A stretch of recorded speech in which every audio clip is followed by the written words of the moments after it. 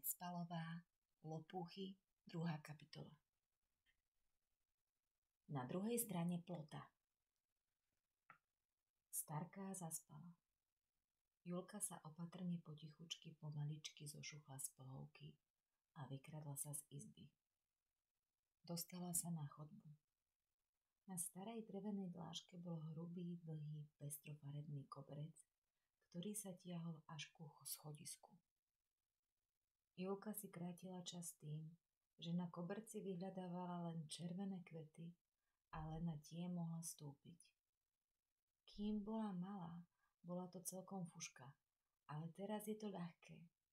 Starka si spokojne pochrapkávala, Julka ju počula až na chodbu. Mala vytrénovaný sluch, lebo len keď Starka spala, mohla sa pohybovať, kde len chcela.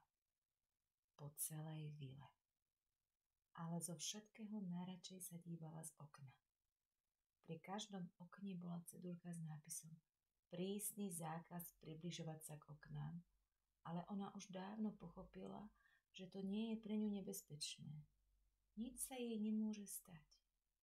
Iba ak by vyšla von pred dvere, vstúpila by na chodník, ale to ona nikdy neurobí.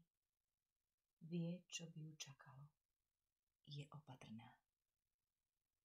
Vždy, keď Starka zaspala, Julka sa postavila na múrik pod oblokom a nenápadne pozerala na ulicu, ľudí, zatúlané psíky a mačiatka, auta a autobusy. To všetko bolo také zaujímavé a čarovné. Dnes bolo počuť hudbu z diaľky a celý deň chodili po chodníku deti s rodičmi. Mali v rukách pestrofarebné balóny. Jeden sa vyšmykol z detských rúk a letel. Zachytil sa na starej lipe v záhrade.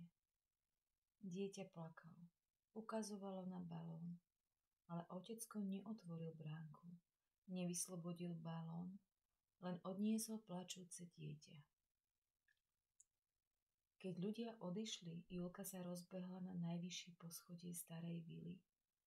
Otvorila dvere na povalu, vybehla po vrzgajúcich schodoch a objavila nový svet.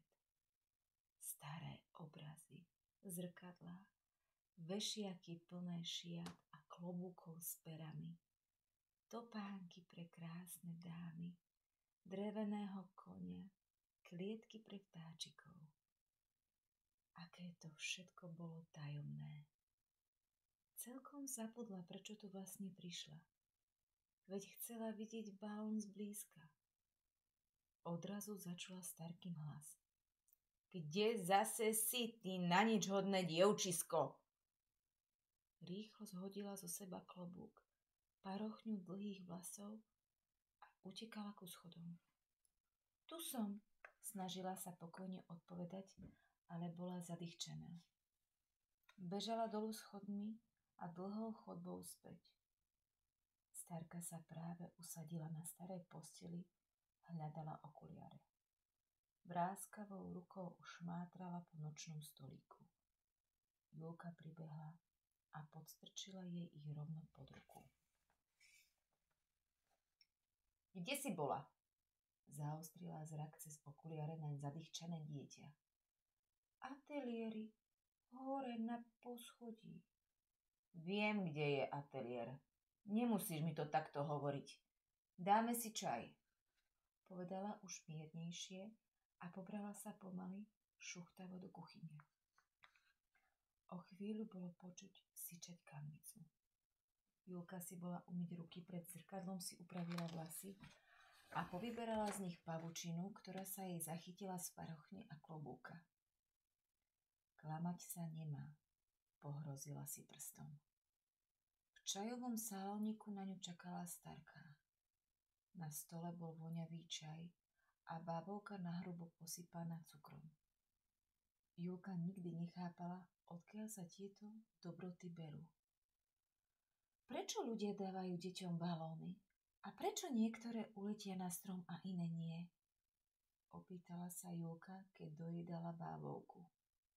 Musela si dobre premyslieť, ako sa opýta na toto. Zase si čumela z okna? Vieš, že to dobre vychované slečny nerobia. Vieš, že je to prísne zakázané. Máš to na každej stene napísané. Prísne povedala starka a prudko položila tanier na stôl, až vzdychol. Cvenk. Nečumela. Pred oknom sa zrazu objavil červený balón. Letel a pristál na našej lipe. Veľmi by som chcela červený balón. Vlastne by som chcela akýkoľvek balón. Deti by mali mať balóny, nemyslíš? Starka sa vyšukotala k oknu a obzerala si novú červenú ozdobu na lipe. Naozaj balón, povedala prekvapene. Pomaly sa stmieval. Julka každú chvíľu nenápadne odbehla k oknu a sledovala, či tam je. Starka chystala večeru, takže si dievčatko mohlo robiť, čo chcelo.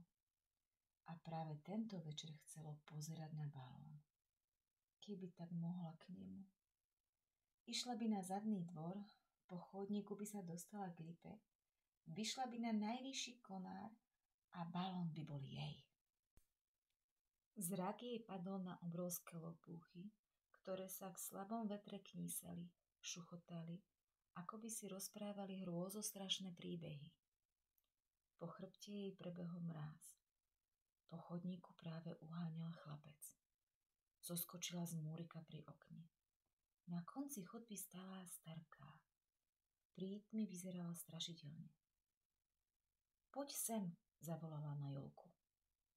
Julka vykročila a čakala na trest, lebo nečíta tabuľky na stenách a pozerá z okien.